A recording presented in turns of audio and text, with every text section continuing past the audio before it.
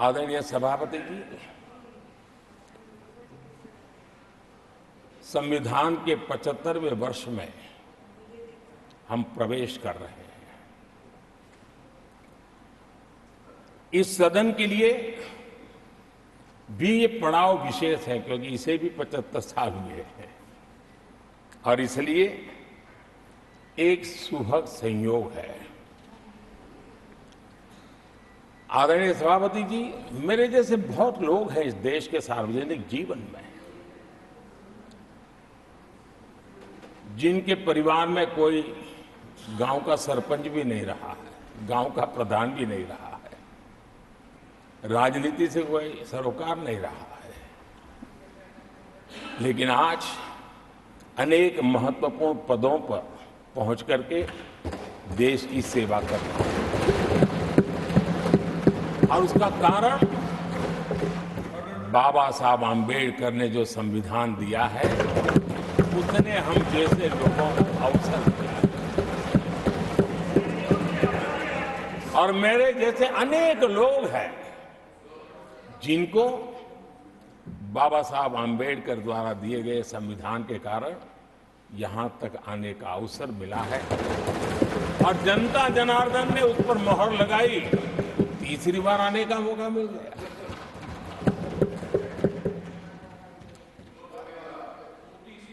आदरणीय सभापति जी,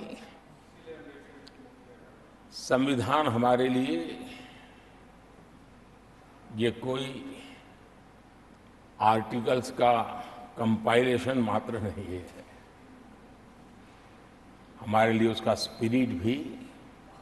और उसके शब्द भी बहुत मूल्यवान है।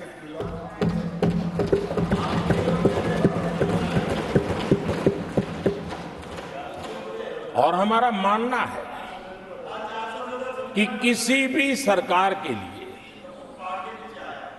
किसी भी सरकार के नीति निर्धारण में, कार्यकलापों में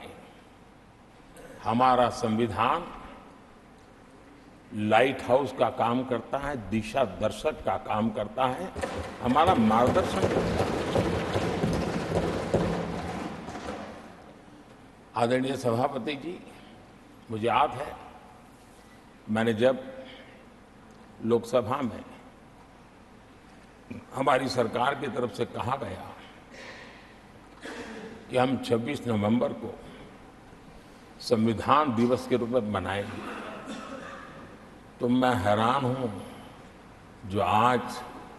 संविधान की प्रत लेकर के कूदते रहते हैं, दुनिया में लहरते रहते हैं, उन लोगों ने विरोध किया था 26 जनवरी तो है, तो संविधान दिवस क्यों लाए। और आज संविधान दिवस के माध्यम से, आज संविधान दिवस के माध्यम से देश के स्कूल कॉलेजों में संविधान की भावना को, संविधान की रचना में क्या भूमिका रही है,